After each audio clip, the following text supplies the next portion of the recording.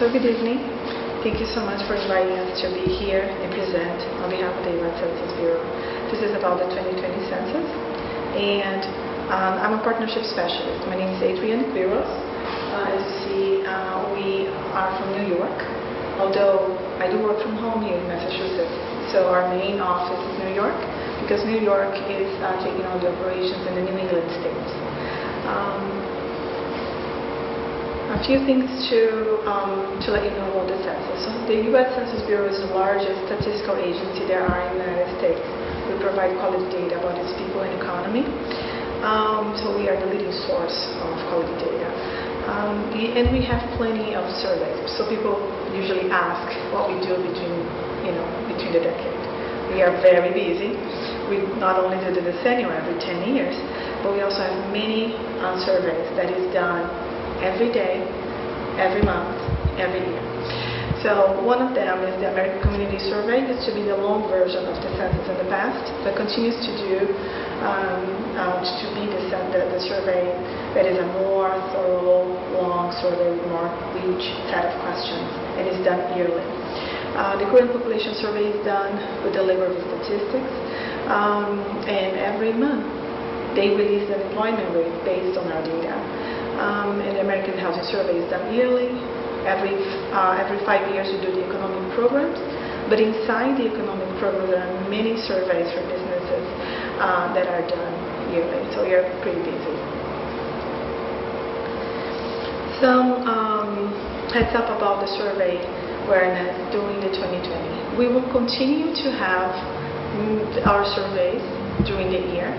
And there is a link right over here if you want to share later with your community members on if it is a legitimate survey from the U.S. Census, what is it about. So if people want to research a little bit more, there is this census.gov that you can go to and take a look.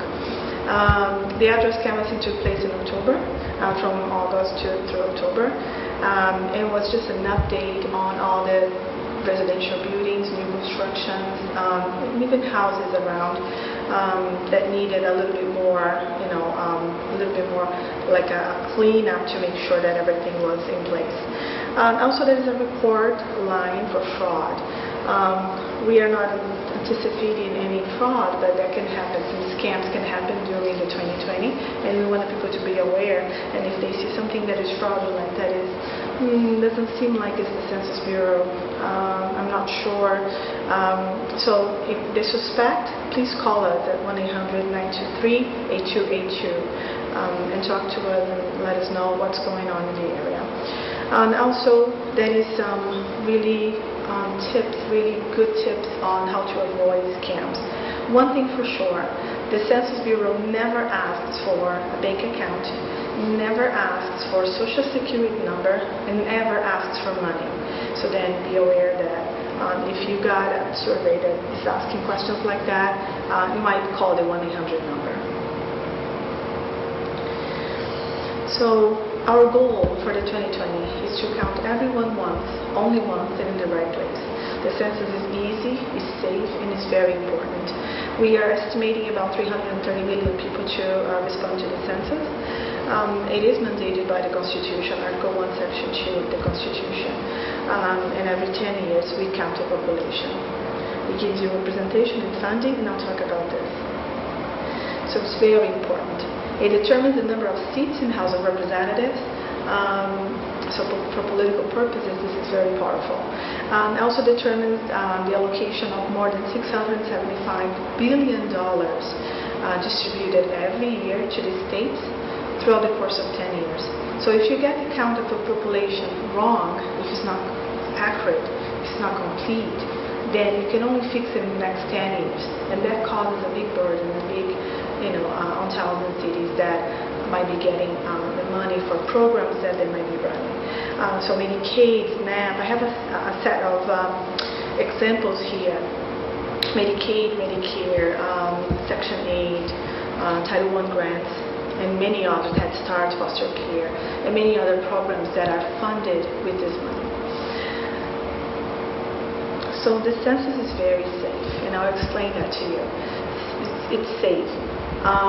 It is protected by Title XIII. Title 13 has been in place since 1954. It is in the U.S. Code of Law. So this law protects your personal information and prevents us to share your information with any other government agency or with any law enforcement agencies or court. And also the census employees take an oath of confidentiality, and it's for life. If we retire later, if we move to another agency, or just leave the Census Bureau, we have to obey this law, but because it's for life. If we disobey and we leak any personal information, we can take 5 years in prison, $250,000 in fine, or both. We want to do something better with our lives. We don't want to take that risk. So Title 13 is very serious. It's very serious. And we do our best to protect personal information. So again, all the personal information and household information cannot be shared with anyone. The only thing that we use is the numbers. That's what is released to the public. That's what goes out for the statistical purposes. So cybersecurity is one of our top priorities. We invested a lot into cybersecurity because for the first time, people will be able to self-respond online, and I'll talk about this. So census will be really easy in 2020. People will be able to respond online, over the phone.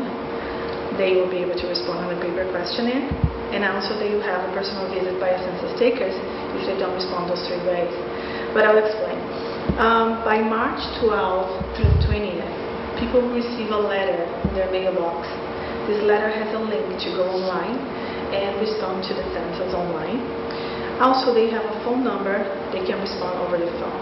Besides having English, they will have 12 non-English languages they'll be able to respond online. They have some tabs on the top. They can choose the language that they want. And also the phone numbers will have 12 non-English languages. They don't have to go through the English prompts. They go straight to the language. And you'll be talking to someone, actually someone. So the paper questionnaire, if people don't respond by April 8th, they will be receiving in their mailbox the old-fashioned way, the paper questionnaire. The paper questionnaire will only be in English or Spanish, but they will have a chance to respond on the paper questionnaire if they want to. And if they don't respond, then by April 27th, then we will know that people are not responding. We're going to send people by mid-May to knock on doors. So if you don't want anybody knocking on your door, I would recommend you to respond the best that you can online, over the phone, on the paper questionnaire. There will be a set of questions. The set of questions is about 9 questions. It's really easy, straightforward. Your name, age, date of birth, race and ethnicity, relationship that you have with the person that is responding to the questionnaire, gender, tenure, operational questions. If happens that someone is inputting the questionnaire and forgets someone, what happened is that, for example, forget the couple who lives in the basement. They will be able to go back. They won't be able to use the ID anymore, but that is a button right underneath that says non-ID. They'll click on it and prompt the questionnaire through your address. So they will be able to add, for example, the couple that lives in the basement. Or if they forget a child is missed during the count. So we ask everyone to do the best that they can to count the babies, count the children under 4, under 5 that are missed. It's a big miss during the count. So we ask everyone to be aware of that. So again, the census never asks for social security number, never asks for money or donation, never asks for anything on behalf of a political party. We are apolitical, we don't take sides, because the data is used for political purposes, so we have to be aware of that. And never ask for a bank account or credit card or things like that.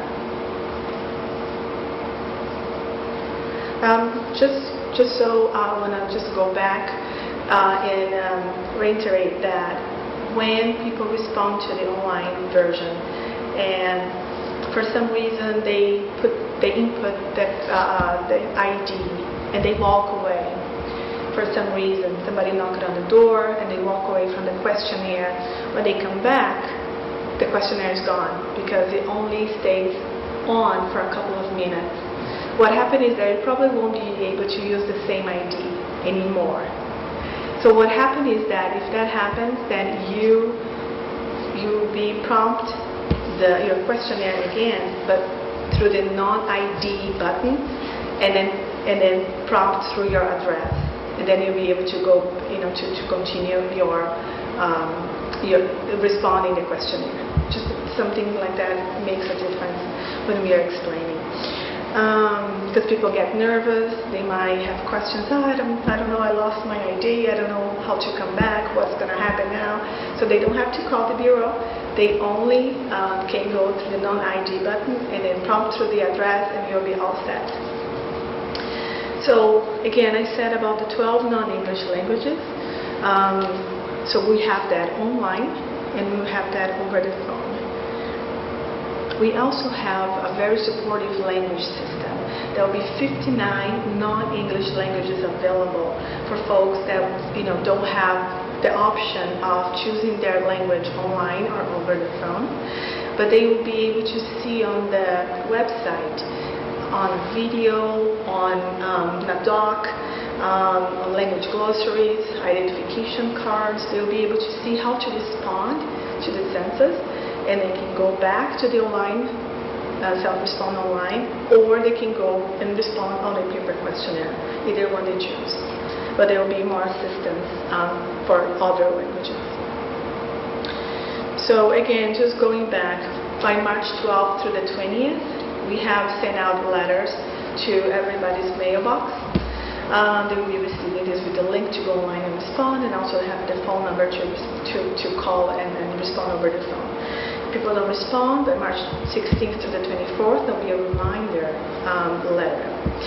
If they don't respond March 26th through the April 3rd, there will be a postcard reminder, please respond to the census.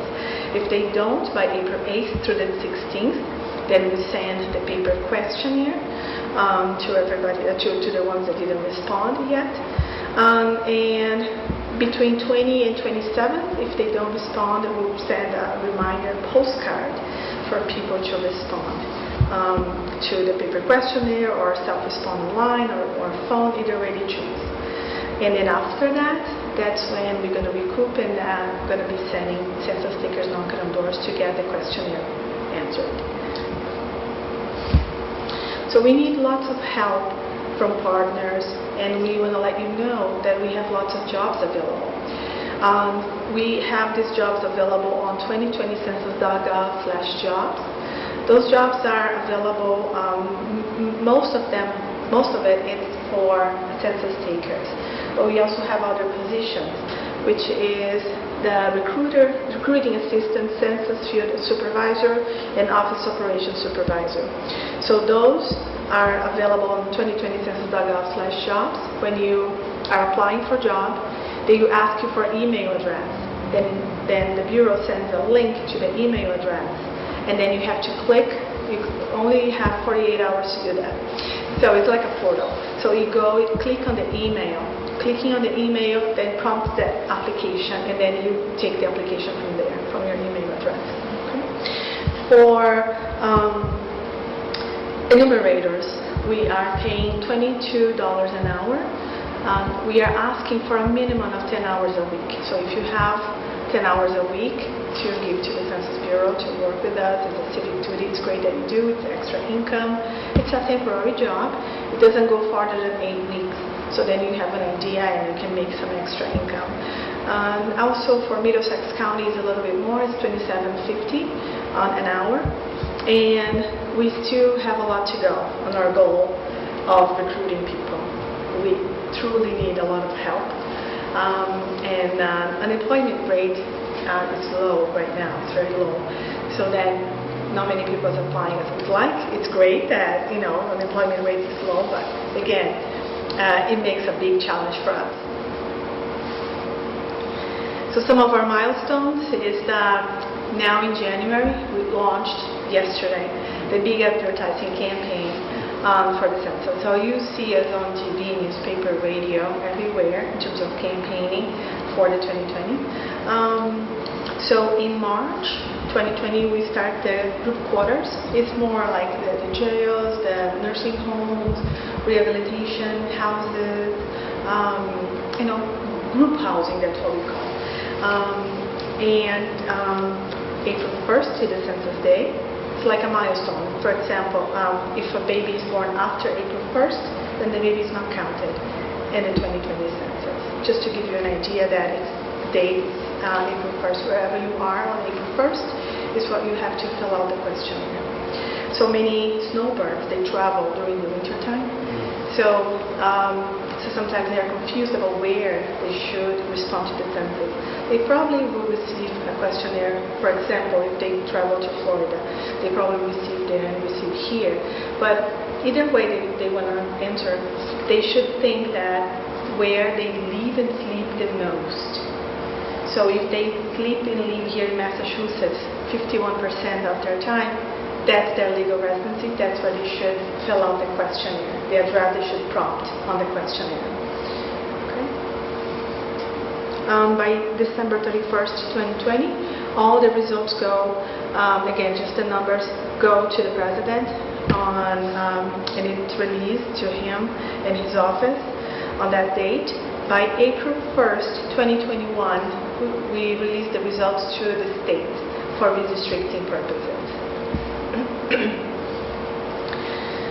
So this is the part where it's more for organizations that are getting together to strategize over, to raise awareness, over outreach efforts, and so it's more tailored to the organizations, local government, and so on. Some phases, we are right now on the awareness phase that goes from January through February. As much as we can put the word out, let you know what to expect about the census. It's very important.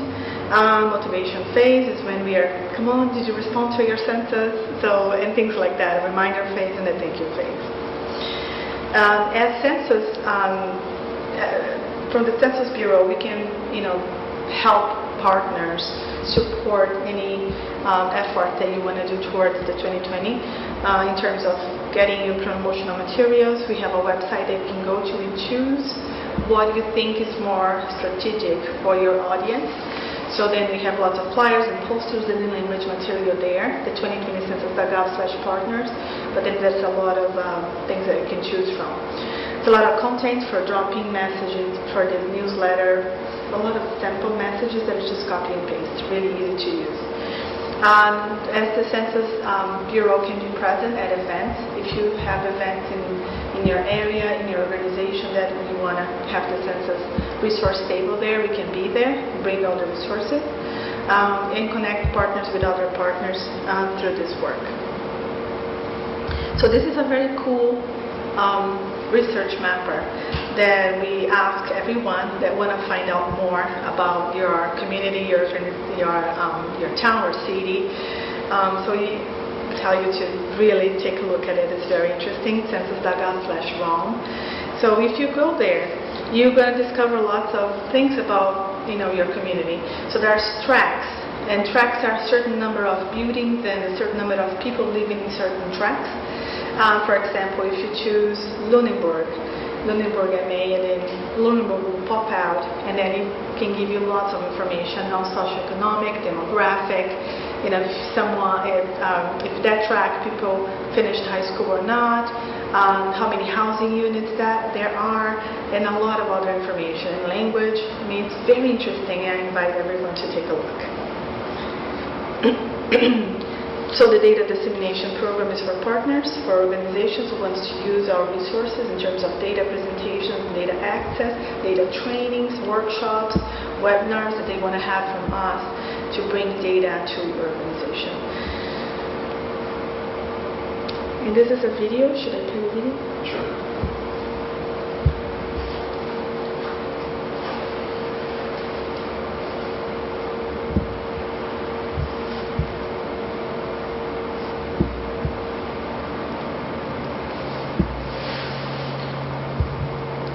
about 1 minute and 20 seconds, not too much.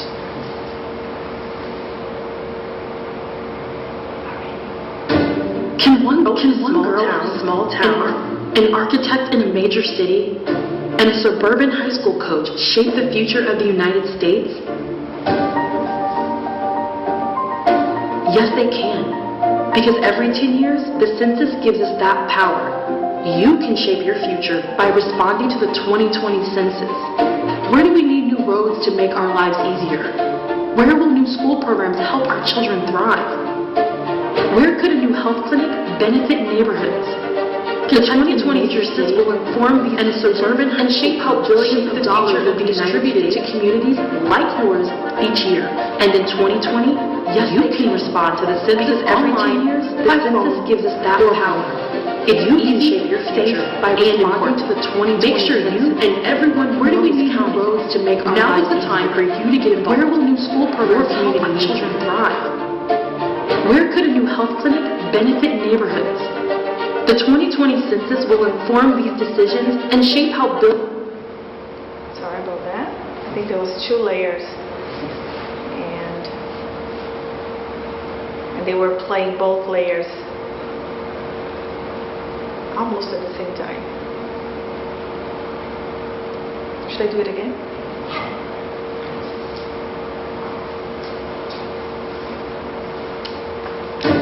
Can a girl in a small town, an architect in a major city, and a suburban high school coach shape the future of the United States? Yes, they can. Because every 10 years, the census gives us that power. You can shape your future by responding to the 2020 census. Where do we need new roads to make our lives easier? Where will new school programs help our children thrive? Where could a new health clinic benefit neighborhoods? The 2020 census will inform these decisions and shape how billions of dollars will be distributed to communities like yours each year. And in 2020, you can respond to the census online, by phone, or by mail. It's easy, safe, and important. Make sure you and everyone you know is counted. Now is the time for you to get involved. Your community needs you. Together, we can educate and excite, inspire, and make sure every voice is heard. Together, we can shape our future.